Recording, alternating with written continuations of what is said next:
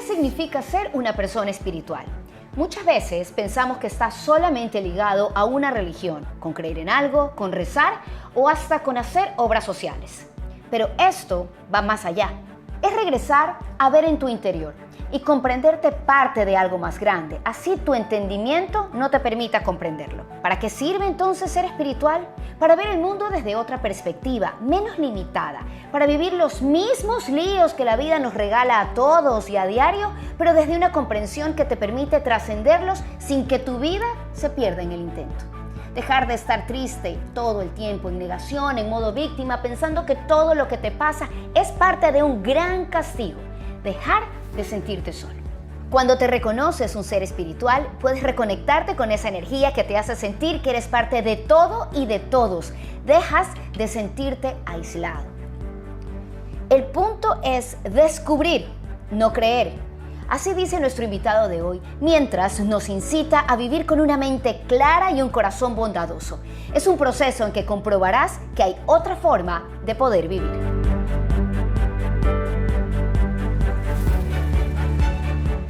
Hablar de espiritualidad no es hablar de religión. Por lo menos para mí eso es algo claro e indiscutible.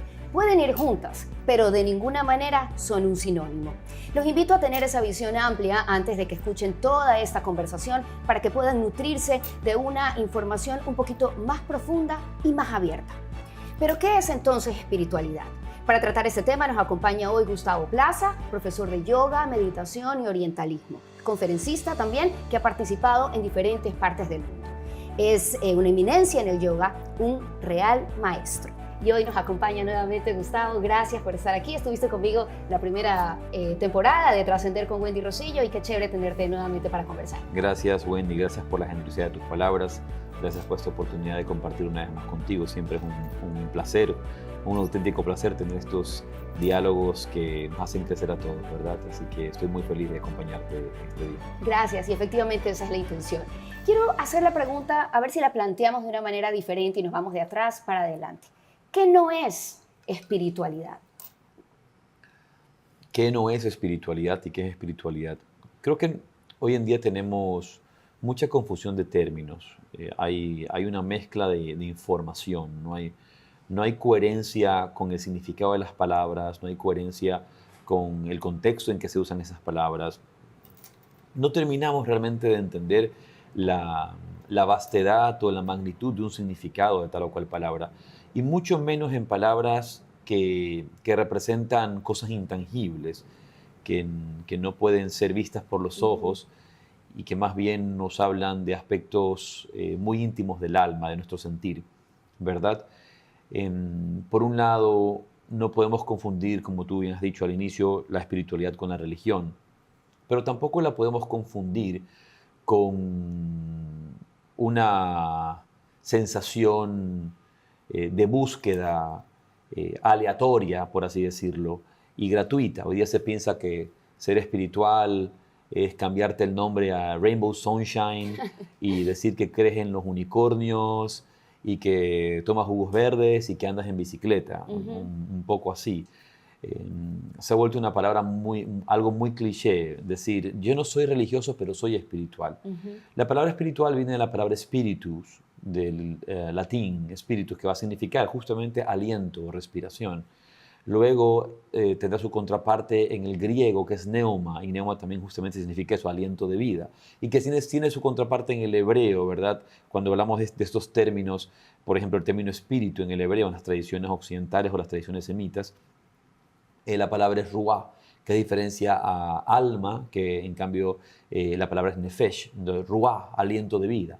Cuando Dios en el Génesis, en el primer libro de Génesis, va a darle vida a Adán para luego obtener vida hacia Eva, ¿verdad? El primer ser humano, el primer hombre, en la alegoría de la creación.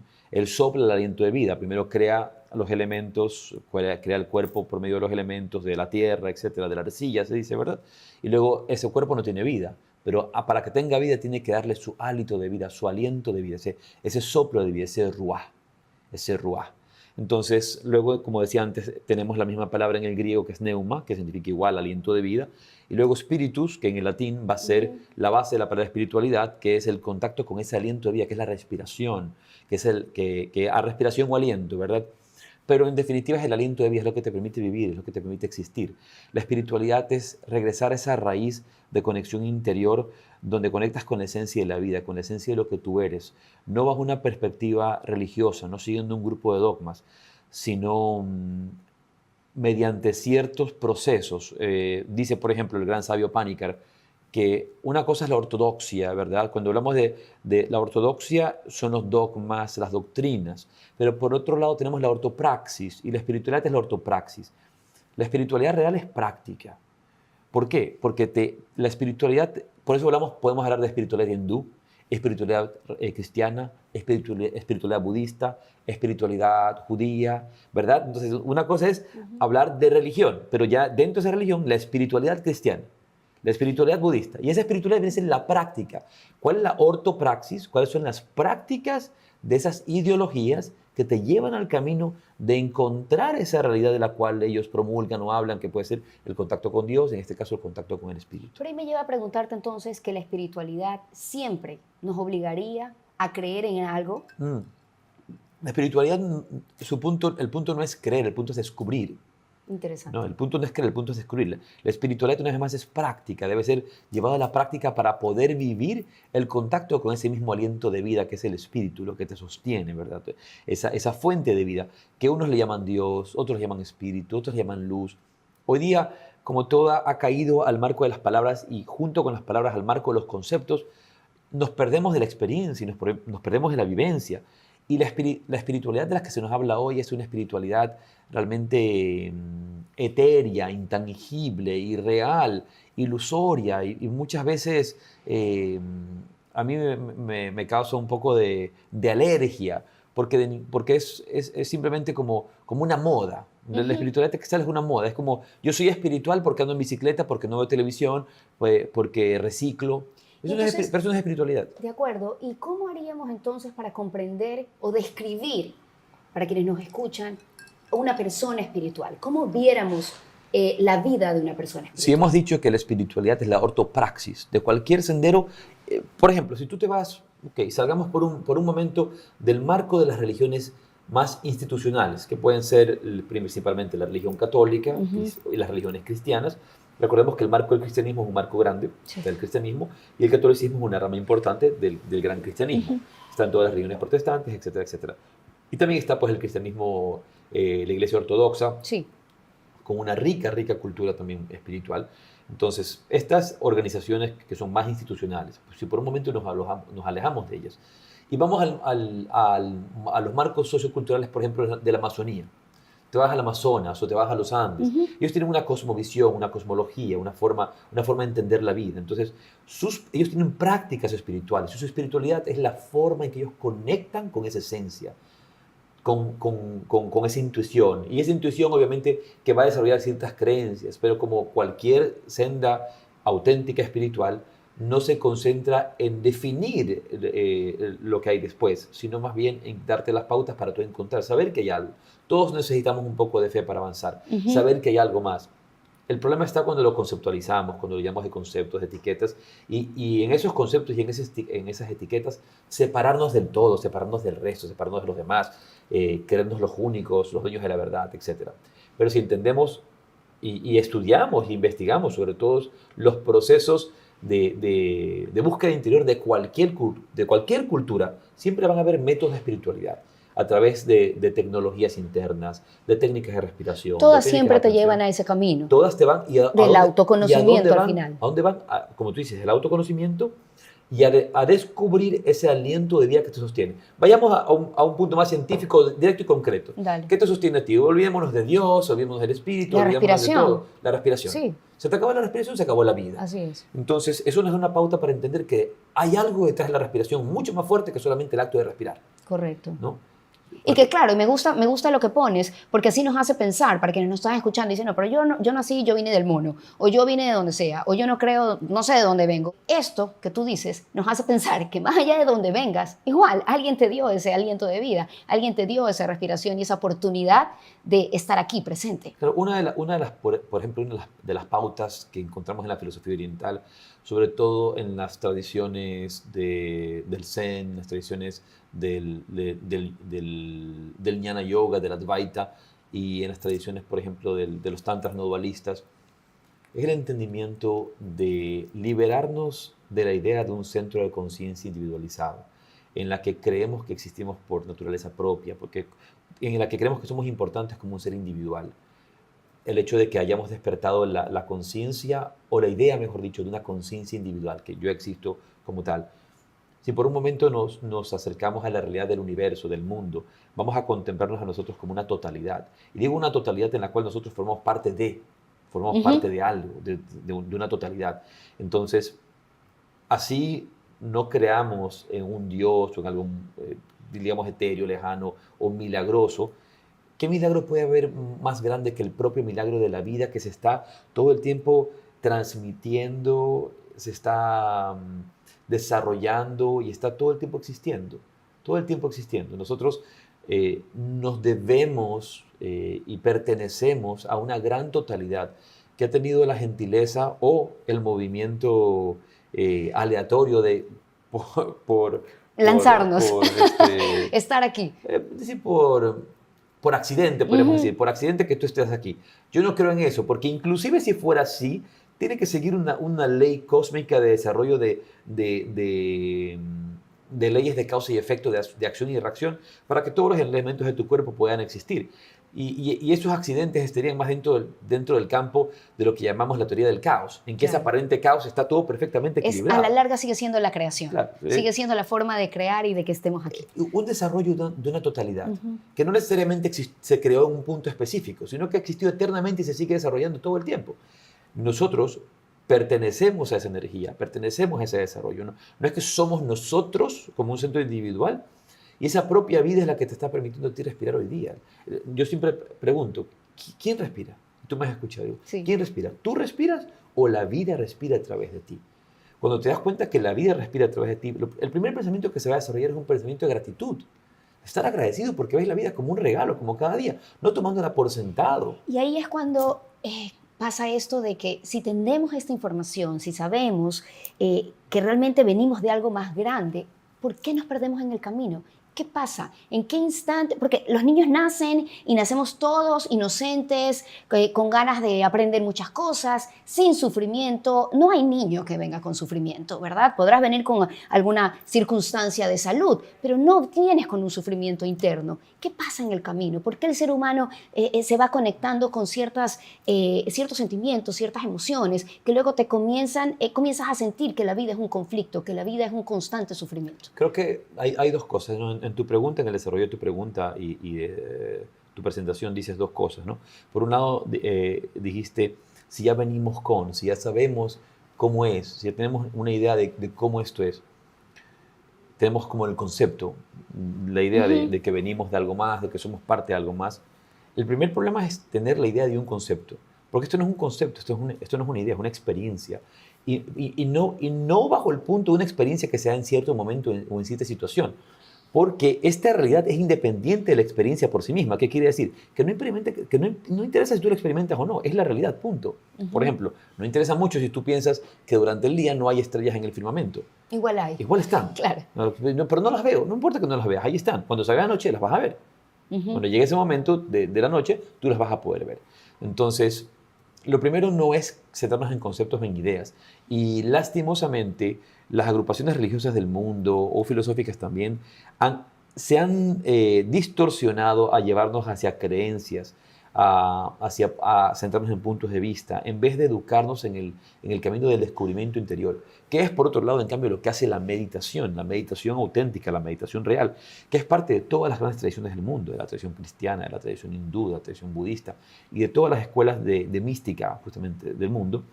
Y también encontramos formas de meditación por ejemplo, en las tradiciones andinas, mesoamericanas o de la Amazonía y también de distintos grupos chamánicos, por así decir, por ponerles un nombre, del mundo. Hay formas que te enseñan para ir a esa conexión, a regresar hacia ese entendimiento interior libre de conceptos, libre de ideas, sino más bien aprender a desaprender, aprender cómo liberarte de este centro de conciencia.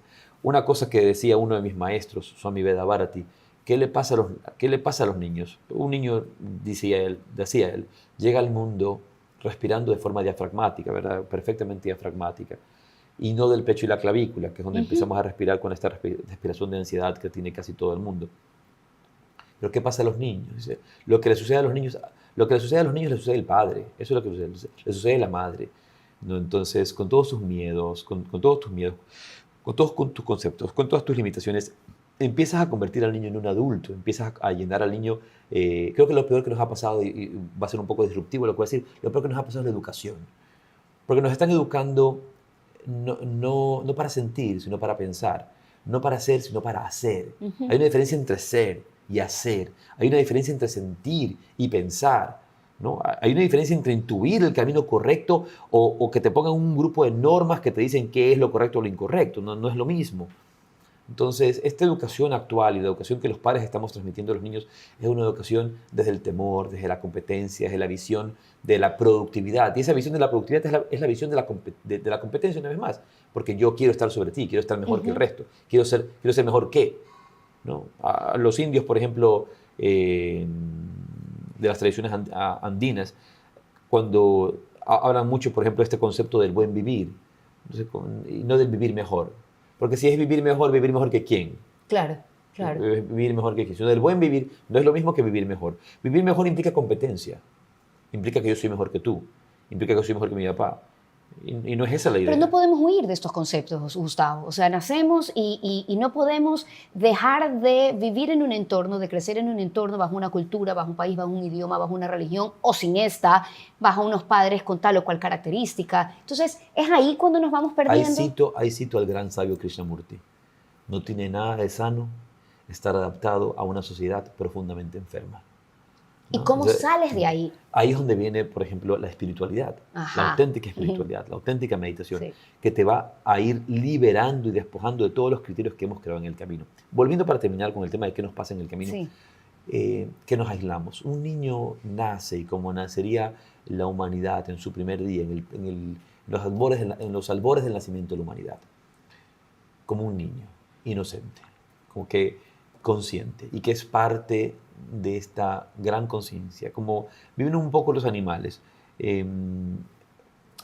Ramiro Calle, por ejemplo, dice que él ve que los animales son más civilizados. Dice, como cito mucho esa canción, no recuerdo quién la canta, a lo mejor lo recuerdas tú. Yo quisiera ser tan sabio como los animales, ¿no? ¿No? O más civilizado como los animales. Porque el ser humano, tú ves cómo se mueve desde la ira, desde el odio, desde la envidia, la codicia. En el reino animal eso no existe. Lo que existe son impulsos, instintos naturales que están manteniendo en equilibrio un desarrollo simbiótico de la naturaleza, del mundo. Entonces, nosotros, en primera instancia, hemos nacido para vivir en armonía con la creación, vivir en armonía con todos los seres y sentir esta conexión con todos, vivir esta conexión, más que sentir desde un punto ideal, vivir esta conexión con todos, esta simbiosis, este intercambio que hacemos con y que formamos parte de ella, porque también la necesitamos. Claro. Y al crear esta visión aislada, nosotros empezamos ya a separarnos y a vivir ya no desde nuestros instintos más íntimos, en los cuales vamos a mantener un equilibrio con la naturaleza, ni esos instintos superiores, ¿verdad? Porque si vemos, los instintos naturales que se manifiestan en el cuerpo, en la mente es el sentido común. Cuando en la vida natural el instinto se manifiesta, la intuición se manifiesta como el instinto para comer, el instinto para procrear, el instinto para dormir, el desarrollo instintivo en coherencia y en comunión con la naturaleza y con los ritmos de tu cuerpo y de la naturaleza. y luego está en cambio el sentido común, que es lo que nos puede hacer superiores. Pero ese sentido común es el menos común de los sentidos, ya no hay sentido común. Lo que hay simplemente es pensamiento analítico, un pensamiento básico que simplemente nos hace dividir entre lo que me gusta y lo que no me gusta, viviendo desde el rechazo, viviendo desde el apego, viviendo desde la codicia, viviendo desde la envidia. ¿Por qué? Porque pienso solo en mí. Porque en el instante en que yo ya no soy una unidad con el universo, en el instante en que yo ya no soy una unidad con mi medio ambiente, en el instante en que yo ya no soy una unidad con mi poblado, soy yo. Y el único que importa, importo yo. Y lastimosamente la sociedad actual, la última generación, está cimentando con mucha potencia esa visión de ese desarrollo del yo, en vez del desarrollo de nosotros, de la visión de nosotros, de la unidad. Y es realmente una gran pena, porque ese es el camino a la perdición. Porque de allí no va a salir nada bueno. O sea que para ti, de alguna manera, escuchándote, sacamos algo importantísimo, que parte importante de la espiritualidad, de ser espiritual, es el justamente considerarte que formas parte de un todo, porque eso incluso te conecta con la comprensión, con la empatía, con el poner, pero ojo tomar con las también... palabras, ojo con las palabras, Wendy, porque tú dices el considerarte, y no es cuestión de considerarte, es el darte cuenta de. Porque si considerarte es como caemos en el campo de la opinión. En el campo de la opinión, yo opino, tú opinas. No es el campo de la opinión, es el campo de lo que es, naturalmente. Hoy día hablamos mucho del ser humano, yo voy a decir hombre, porque es muy común hoy día, ya no sabes si decir hombre, mujer, no sé qué decir, ¿no? Pero el hombre y la naturaleza, el ser humano y la naturaleza. No existe tal cosa, no hay tal cosa. Hay naturaleza, el ser humano es parte de ella. Yeah. El ser humano es parte de ella. Entonces, pero bajo esa visión, justamente esa visión de división, en el que tú estás acá y yo estoy allá. Y muchas veces cuando empezamos a desarrollar no voy a decir presentación, o esta manifestación, la gente piensa que son conceptos. Es como tú piensas que esto no es una opinión. Claro, yo entiendo claramente tu concepto, pero para la gente es básicamente una opinión. Quien nos escuche, nosotros estamos planteando este tema aquí, pero básicamente para las personas será no, yo no estoy de acuerdo. No, por eso. A mí no me parece. Yo creo que es lo de acá o yo creo que es lo de allá. Es el hecho de descubrir, porque justamente si nos quedamos en mera opinión, no llegas a ninguna parte. Es el hecho de descubrir tu conexión con la vida, la interdependencia. Yo digo, hay dos grandes mentiras en el mundo actual. Dos grandes mentiras, entre muchas grandes mentiras, pero dos grandes mentiras. La mentira es la igualdad. Esa mentira que nos quieren vender. ¿Por qué? Porque es una herramienta de división la visión de la igualdad. No hay igualdad, no existe la igualdad. Por ejemplo, tú vas a lugares como la India, tú sabes que yo viajo mucho al Oriente, a la India. En la India es una celebración a la desigualdad. Es una oda a la desigualdad. Lo que nos falta no es la búsqueda de la igualdad, es la búsqueda del respeto. El respeto que tú y yo somos distintos. ¿A qué te refieres? Y me gustaría que lo aclares, la oda a la desigualdad.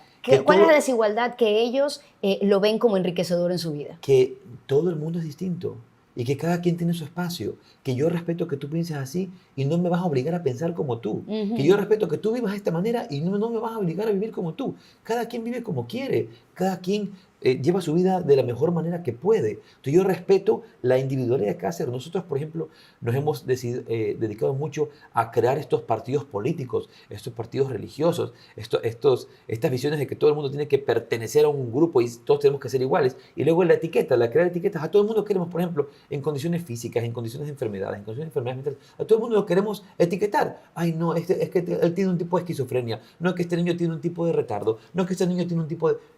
¿Por qué tienes que etiquetarlo? ¿Por qué etiquetar? ¿Y por qué no podemos ver que todos son distintos? Ese niño es diferente, como tú eres diferente. Esta persona es diferente. A eso es a lo que me refiero, a que cada uno es distinto y yo respeto la distinción de cada uno. Que en el mismo lugar donde puede estar el enfermo, donde puede estar el pobre, donde puede estar el hombre sin brazo, donde puede estar el hombre sin pierna, no hay una visión de desagrado, ni de que no puedes estar aquí, ni de rechazo. Esa posición... O sea, el hecho de respetar que cada uno es distinto, no buscar la igualdad, no, el hecho de respetar de que cada uno es distinto. Esa es una de las mentiras. ¿La segunda mentira? Y la segunda mentira es la mentira de la independencia, que te hacen pensar que tú eres independiente. No, busca ser independiente. Eso no existe la independencia.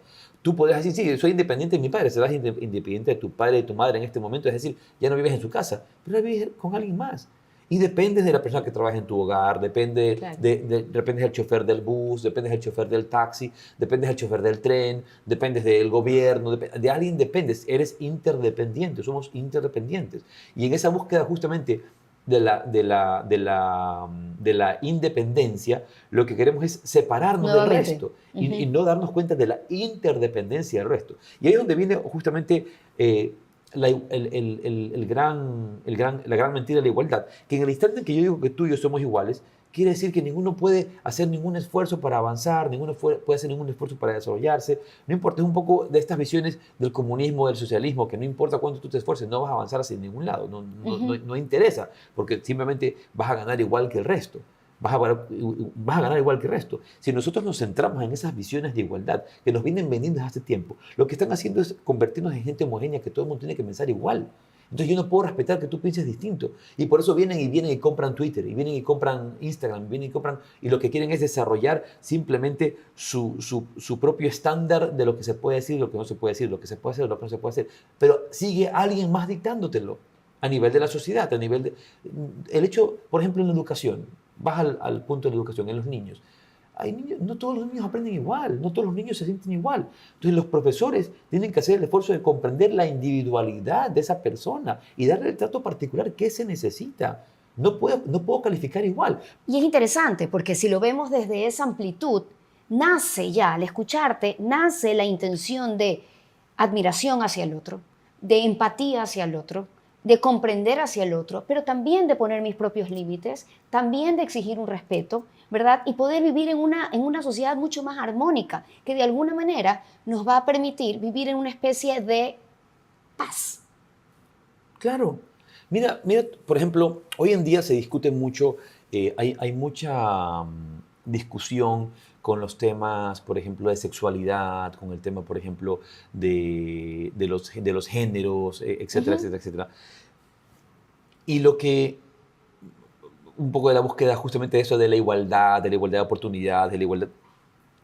Y lo que más nos falta trabajar, una vez más, no es el hecho de la búsqueda de la igualdad, es el hecho de la búsqueda del respeto. Que yo sea capaz de respetar tu vida, que yo sea capaz de respetar tu camino, que yo sea respetar tus decisiones. Me gustó algo que dijo en algún momento, por ejemplo, el Papa Francisco, dentro del marco de la espiritualidad y dentro del marco religioso.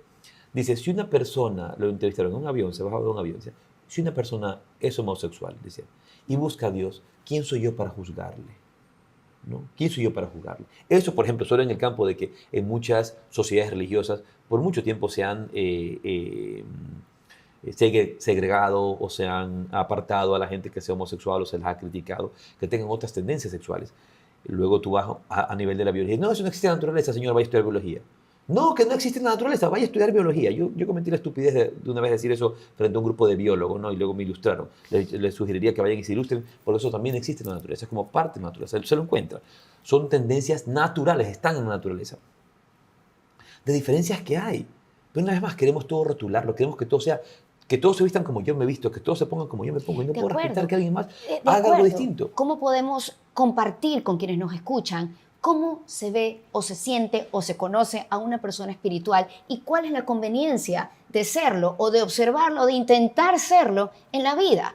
Porque yo lo que no quiero es que las personas sientan el concepto de espiritualidad como lejano, como religioso, que fue lo primero que ya descartamos, sino que realmente se den cuenta de lo conveniente que es tener una vida espiritual, en qué nomás te enriquece y cómo puedes cambiarla, o sea, cuáles son los cambios que vas a ver en tu vida. Yo defino la espiritualidad, más que definir la espiritualidad, explayo el término espiritualidad dentro de dos bases, ¿no? La primera base, primero es la comprensión de la necesidad de una práctica, de una forma interior en que te permita ir hacia adentro, una forma que te permita descubrirte, una forma que te permita conocerte, ¿no? Empezando ese autoconocimiento. En el instante en que tú realmente descubres lo que realmente eres y te descubres como parte de un universo, no voy a decir que te descubras como espíritu ni que te descubras como alma, pero te descubres como parte de una unidad, como una célula dentro de un cuerpo. Porque eso es en definitiva lo que somos. Por eso te digo que voy un poco más allá del hecho de decir que esto es una opinión o no. Sino cuando tú realmente observas con una visión clara y observas tu vida y observas tu papel en esta vida como parte de una sociedad, como parte de un mundo, te das cuenta que lo que tú hagas afecta al mundo y lo que el mundo haga también te afecta a ti. Entonces somos un cuerpo en el que todos somos pequeñas células o como un gran árbol en que todos somos hojas. ¿verdad? De un gran árbol. Entonces, formamos parte de un todo. Y lo que nosotros hagamos va de una manera a afectar también al todo. Y cuando empezamos a descubrir y descubrimos eso que somos, ¿verdad? Vivimos en equilibrio, en armonía con el resto. Entonces, la primera parte de la espiritualidad es la práctica o el método, y en eso se han metido todos los grandes filósofos, maestros, y recordar que los grandes maestros que hablaron de esta espiritualidad, como el Buda, como Jesucristo, etcétera, Platón, y mismo Platón, Pitágoras, ¿no? Eran grandes maestros espirituales también. Todos ellos nunca fundaron religiones. Jesús, él no fundó la religión cristiana y Buda no fundó el budismo. Eso lo hicieron sus discípulos después. Eso lo hicieron sus discípulos después. Y de esa manera, en sus mensajes, ¿verdad? Ellos entregaron metodologías, prácticas, caminos, formas para ir hacia adentro, de descubrirse adentro. Entonces, lo primero está en la práctica. Y lo segundo está en que en el instante en que tú avanzas en esa práctica, ahí es cuando yo defino la espiritualidad como la auténtica humanidad. La espiritualidad es la auténtica humanidad, porque de esa manera, al no sentirte separado, al sentirte parte de todo, todos son tu familia. Ya un niño en la calle no es solo un niño en la calle, es también parte de tu familia. Tú preguntaste, ¿cuál es el beneficio? Primero, ¿cómo descubrir que una persona es realmente espiritual o más que darse cuenta? Se dice que en el camino de ese despertar espiritual, lo que va a revelarnos, lo que primero se revela es una mente clara y un corazón bondadoso. Una mente clara y un corazón bondadoso. Entonces, una mente clara es simplemente una mente capaz de ver la realidad tal cual es, no que la interpreta, no que la juzga por los filtros. Nosotros, por ejemplo, nos vemos en este mundo separados, alienados, lejos del resto. ¿Cómo te das cuenta, pues, Gustavo? Porque si yo estoy viviendo una vida en la que considero que hacer tal o cual cosa es lo correcto, ¿verdad? ¿Cómo me doy cuenta que no lo es? ¿Cómo me doy cuenta que estoy separada del todo? ¿Cómo me doy cuenta de que estoy no viviendo una espiritualidad cuando pienso que al final soy la persona más espiritual del mundo? Esa es la parte complicada de poder seguir. ¿Qué camino? No es complicada. Por ejemplo, tú lo vas a ver, ahorita que te lo voy a responder. Por ejemplo, la gente va a escuchar Trascender con Wendy Rosillo. ¿Qué quiero decir con esto? Todo el universo, la vida, los maestros, los nobles corazones van a estar. Por eso vino Cristo, por eso vino el Buda, ¿no? Por eso vinieron todos los santos, los maestros. Todos han venido y han tocado corazones, te han hablado, te han dicho. Y hay gente noble que está haciendo algún trabajo para que otros se enteren, para que otros lo sepan. Si lo escucharás en un libro, de repente lo verás en un meme. Sí, o sea, de alguna manera, la información la vida misma, y ahí es donde tenemos que confiar. Por eso te digo, no es tanto de preocuparse, hay que confiar en que la vida misma te va a hablar. El mismo hombre o persona que roba, que hace daño, va a su casa y de repente en su corazón dice, no, esto no está bien, esto que hice, quiero cambiar. A lo mejor no lo cambia, no lo puede hacer, pero está allí en lo profundo de su conciencia saber que ha hecho mal, saber que ha hecho daño y que no quisiera perpetuar eso hacia sus hijos, que eso se siga haciendo sus hijos. Simplemente hay gente que está más cubierta que otra de odio, de resentimiento, de frustración, de dolor. Y a veces esas capas son tan grandes que tienen que perpetuar hacer este daño. Entonces, por todos lados te va a hablar la naturaleza, te va a hablar la mirada de un bebé, te va a hablar el canto de un pájaro, te va a hablar la montaña, te va a hablar la caída del sol, te va a hablar tu esposa, te va a hablar tu esposo. Alguien te va a decir, ese no es el camino correcto. Me gustaría que aterricemos la palabra una vida espiritual dentro del día a día del ser humano. Una vida espiritual es maravillosa. ¿Y por qué es maravillosa? Porque es exactamente tu vida de todos los días, pero vivida con propósito. Así como tú eres comunicadora con propósito, sí. Es una vida vivida con propósito, una vida vivida con conciencia, una vida vivida desde la gratitud, desde el amor, en la cual cada día, hagas lo que hagas, es una sorpresa, es un regalo. Entonces empiezas a vivir desde la gratitud, desde el amor, desde el respeto, porque te das cuenta de todo lo que tienes, del regalo que tienes, del despertarte y tener el regalo de esta vida, de tener el regalo de este cuerpo, tener el regalo de tu propia mente, tener el regalo de tu familia, o tener el regalo del silencio, tener el regalo de la soledad, darte cuenta de los regalos que tienes en la vida. Entonces, la vida espiritual no es una vida distinta del resto, es una vida exactamente igual a los demás. Es simplemente traer la conciencia, y para eso obviamente requerimos por eso un maestro espiritual, un guía espiritual, alguien o algo que nos dé las pautas para ir hacia adentro, para descubrirnos, para vivir presentes. Y eso me encantó lo que dijiste de que la persona espiritual vive feliz o vive en paz. En todo caso, la idea que dijiste fue el día a día, igual que el resto. Y yo creo que ahí es donde se marca la diferencia, que también tenemos dificultades. Las personas que estamos en este camino, intentamos ser mejores, también tenemos dificultades. Y a veces uno dice, no sé si te ha pasado, porque tú sí tienes historial de ser maestro, pero no sé si te ha pasado que esperan mucho de ti, que esperan de estas personas que hablamos estos temas o que por lo menos estás interesado en estos temas. A veces esperan como que, pero ¿cómo estás enojado? Si Claro, tú no te puedes enojar. O sea, pero también... eso ya llevar el plano de la espiritualidad a la fantasía, ¿no? Por un lado. Pero Pero hay una cosa importante y creo que es esencial porque va por ese lado. Por ejemplo, tú te das cuenta y seguramente la gente que escuche tu podcast lo va a se va a dar cuenta y va a ser un mea culpa. ¿Cuántas veces nosotros no buscamos validarnos o sentirnos felices de que otros nos hagan felices? Queremos que nos haga feliz nuestra pareja, queremos que nos haga feliz nuestros hijos, queremos que nos haga feliz el trabajo, queremos que nos haga feliz nuestro jefe. Estamos en pos de la búsqueda de la felicidad afuera. Y pensamos que cuando tengamos cierta cantidad de dinero, cuando hayamos llegado a cierta realización laboral, cuando hayamos conseguido la mujer de nuestros sueños, cuando hayamos conseguido el hombre de nuestros sueños, ahí seremos felices.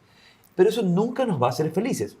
Y de repente te da una felicidad, pero es una felicidad falsa, porque luego esa persona morirá, te dejará, se irá, o tú la dejarás y vas a vivir entonces en un momento de sufrimiento. No quiere decir que no lloremos pérdidas, que eso es algo normal, muy natural.